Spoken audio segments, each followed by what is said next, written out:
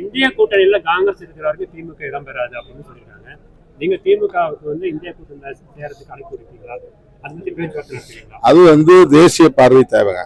அந்த இடத்துல பாருங்க, எங்க கட்சியில இருந்து ஒரு மேனாள் சட்டமன்ற உறுப்பினரை திமுகவில் சேர்க்கிறாங்க. அன்னைக்கு முதல் நாள் இரவு வரையும் நான் திமுக மூத்த அமைச்சர்களோட தொடர்புல தான் இருக்கிறேன், நட்போட தான் இருக்கிறேன். வன்னியரசை அழைச்சிட்டு போய் முன்னாள் முதலமைச்சர்கிட்ட வாழ்த்து பெறுவதாகவும் சொல்லியிருந்தேன். நான் அழைச்சிட்டு வரேன், அண்ணனை பார்த்து முதலா விடுதலை சிறுத்தைகள் கட்சி ஒரு அமைச்சரோட இடம் பெறுகிறது, முதலா ஒருத்தர் அமைச்சர் ஆகியிருக்கிறாரு, உங்களோட நாங்கள் நீண்ட காலம் பயணிச்சிருக்கிறோம், அண்ணனுடைய வாழ்த்துக்கள் எங்களுக்கு வேணும், நாங்கள் அவரை சந்திக்கிறோம்னு சொல்லியிருந்தோம். ஒரு குறிப்பிட்ட தேதியில் சந்திக்க முடியாமல் போகுது. அதுக்கு பிறகு அவருக்கு என்ன சொல்லப்பட்டதுன்னு எனக்கு தெரியல. அடுத்த நாள் மேனாள் சட்டமன்ற உறுப்பினரை திமுகவில் சேர்க்கிறாங்க. இதற்கு பிறகு டெல்லியில் நடக்கிற இந்தியா பிளாக் கூட்டத்தில் நான் பேசும்போது காங்கிரஸ் தன்னுடைய அணுகுமுறையை மாற்றிக்கொள்ள வேண்டும் நான் பேசுறேன். தேர்தல் காலங்களில் நீங்க கேரளாவில் நடந்து கொண்ட அணுகுமுறை அங்க இடதுசாரிகளோடு ஒரு முரண்பாட்டை உருவாக்கி இருக்கிறது.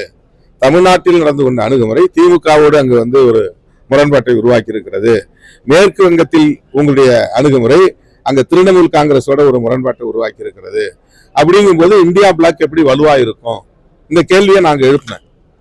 எங்க கட்சியிலிருந்து ஒருத்தர் திமுகவில் சேர்த்துட்டாங்கிறதுக்காக நாங்க திமுகவுக்கு எதிராக பேசல.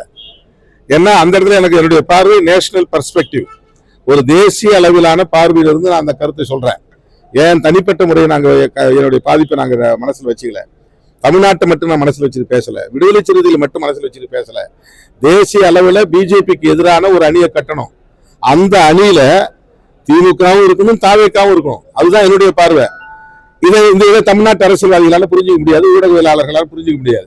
இவர் என்ன குழப்பறாரும்பாங்க. இந்த இடத்துல தாவேக்காவுக்கும் திமுகவுக்கும் எதிரும் புதிருமான நிலை இருந்தாலும் கூட தேசிய அளவில் பாரதிய ஜனதாவை எதிர்ப்பதற்கு, மதவாத அரசியலை எதிர்ப்பதற்கு, அவர்களின் சதி அரசியலை முறியடிப்பதற்கு உள்ளபடியே கொள்கை எதிரி என்று சொல்லக்கூடிய தாவேக்கம் அதில் இருக்கணும். பிஜேபியை தொடர்ந்து எதிர்ப்போங்கிற திமுகவும் அதில் இருக்கணும். இது என்னுடைய கருத்து. இதை நான் சொன்னா திருமாவளவனுக்கு என்ன ஆச்சுன்னு கேட்பாங்க. அது அவங்க புரிதல் உள்ள சிக்கலை தவிர என்னுடைய பார்வையில் உள்ள சிக்கல் இல்லை. அது பார்க்கலாம். அவருடைய பரிந்துரைக்கு நன்றி. நோபல் பரிசு கிடைத்தால் அவருக்கு நன்றி.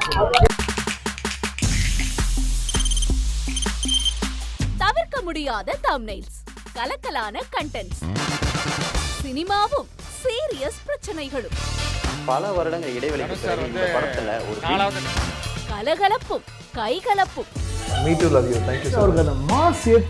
போயிட்டே தான் இருக்காரே தவிர பிரேக்கே இல்லாமல் பிரேக்கிங் நியூஸ் சொல்லும் தந்தி டிவி ஆப். இன்ஸ்டா தலைமுறை வரை இறங்கி அடிக்கும் தந்தி டிவியின் டிஜிட்டல் எக்ஸ்க்ளூசிவ். அது தண்ணிக்குள்ள போகும்போது ஹேங் ஆயிடுச்சு. உங்களுக்கு விஜய் சார் எந்த அளவுக்கு ரொம்ப பிடிக்கும்? Of course, Malayalis are huge Vijay sir fans. ரெண்டு பேருமே ரொம்ப பிடிக்கும் எனக்கு. தந்தி டிவி ஆப்பை இலவசமா டவுன்லோட் செய்யுங்க, ஃபாலோ பண்ணுங்க, சப்ஸ்கிரைப் பண்ணுங்க, என்ஜாய் பண்ணுங்க.